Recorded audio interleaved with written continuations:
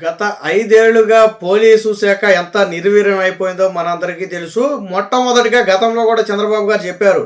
Police శాఖ ప్రక్షాళన నుంచే రాష్ట్రాన్ని మొత్తాన్ని కూడా ప్రక్షాళన ప్రారంభించాలని చెప్పడం జరిగింది. గత 5 ఏళ్లలో జగన్మోహన్ రెడ్డి పోలీసులను వైసీపీ కార్యకర్తల కంటే దారుణంగా వాడుకున్నారు. వారికి నచ్చినా నచ్చకపోయినా మనసు చంపుకునేనా వైసీపీ నేతలు చెప్పిన పనులు చేయాల్సిన పరిస్థితి.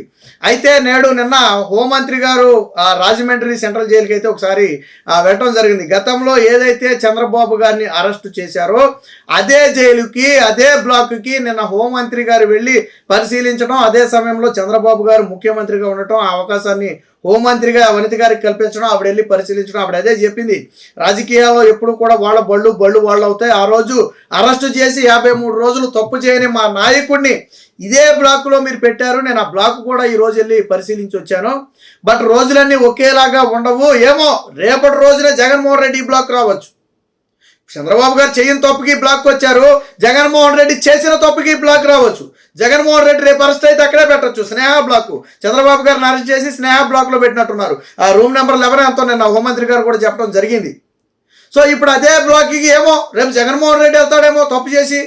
ఆల్రెడీ జగన్మోహన్ రెడ్డి మీద అనేక కేసులు ఉన్నాయి. రేపు రాష్ట్ర ప్రభుత్వం అనేక విచారణలు చేపట్టబోతుంది. అందులో దొరికితే జగన్మోహన్ రెడ్డిని అదే బ్లాక్లో పెట్టొచ్చేమో. నేను హోంమంత్రి కూడా అదే చెప్పింది.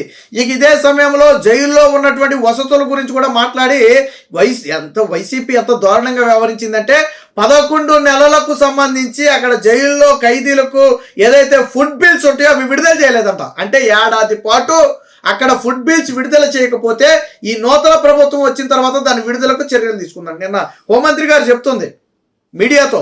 చాలామందికి తెలియదు, 11 నెలల పాటు బిల్లులు విడుదల చేయక ఇబ్బంది పడుతుంటే మేము వచ్చిన తర్వాత బిల్లులు విడుదల చేసామని చెప్పి నేను హోంమంత్రి గారు చెప్తుంది. అంటే జైల్లో ఖైదీలకు కనీసం ఫుడ్ కూడా పెట్టలేని దౌర్భాగ్య స్థితిలో గత ప్రభుత్వం ఉంది. 5 రూపాయలకే అన్నం తింటే అన్నా క్యాంటీన్ మూసేస్తాం. పేదవాడి కడుపు 5 రూపాయలకి నింపితే మనం సహించలేం. పేదవాడికి 5 రూపాయలకి కడుపు నిండకూడదు, ఆడి కడుపు మార్చేయాలా. ఆడికేం పని దొరకకూడదు, ఇటేం భోజనం దొరకకూడదు, ఫుడ్ దొరకకూడదు. అలాగే జైల్లో కూడా ఫుడ్ బిల్లులు ఇవ్వలేదంటే ఎంత దారుణమైన పరిస్థితి ఇది. మేము వచ్చిన తర్వాత ఇచ్చామని చెప్తుంది. అలాగే అక్కడ జైల్లో పనిచేసే పోలీసు సిబ్బందికి కానీ ఇతర సిబ్బందికి కానీ అనేక సమస్యలు ఉన్నాయట. ఏ రోజు కూడా ఆ సమస్యలను పరిష్కరించే ప్రయత్నం జగన్మోహన్ రెడ్డి ప్రభుత్వం చేయలే. నిన్న హోంమంత్రి గారు వెళ్ళినప్పుడు అనేక వినతి పత్రాలు వచ్చినాయంట.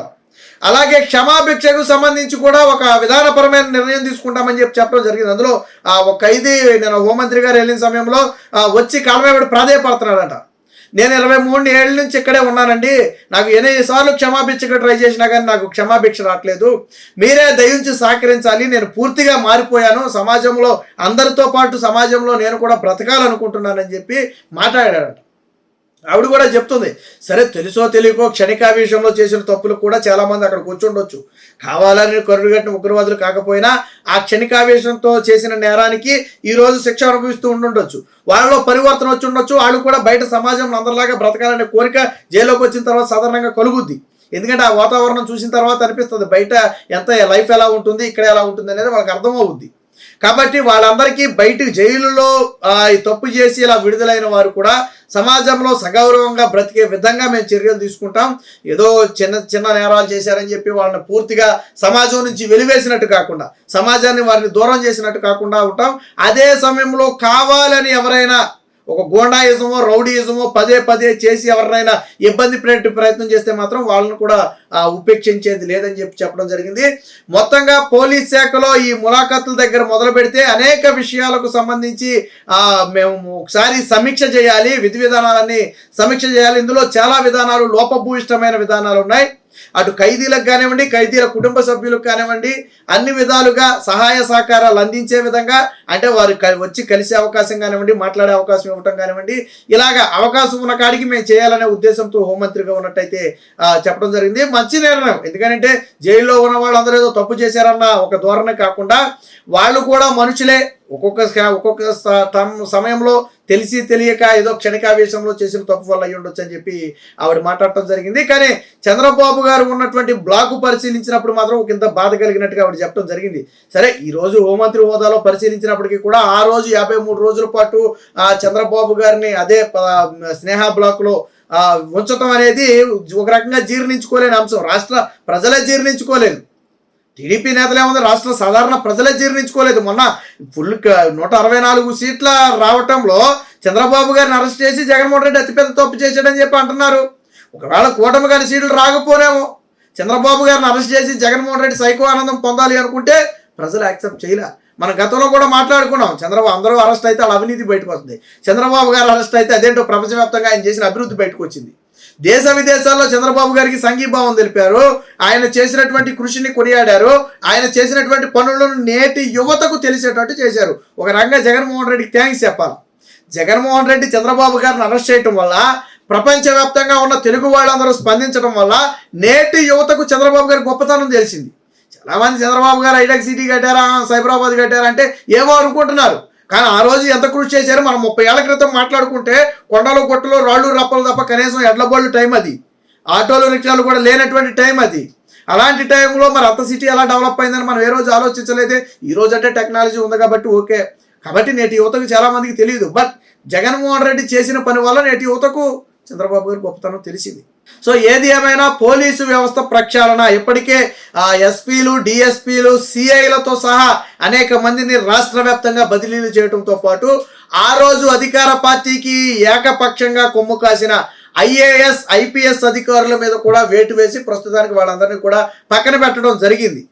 రఘురామరెడ్డి లాంటి వాళ్ళని కానివ్వండి, లేదా సిఐడి సంజయ్ లాంటి వాళ్ళని కానివ్వండి, ఇతర ఎస్పీలను కానివ్వండి, చంద్రబాబు గారిని అరెస్ట్ చేసిన వాళ్ళని కానివ్వండి, ఈరోజు దూరంగా పెట్టారు.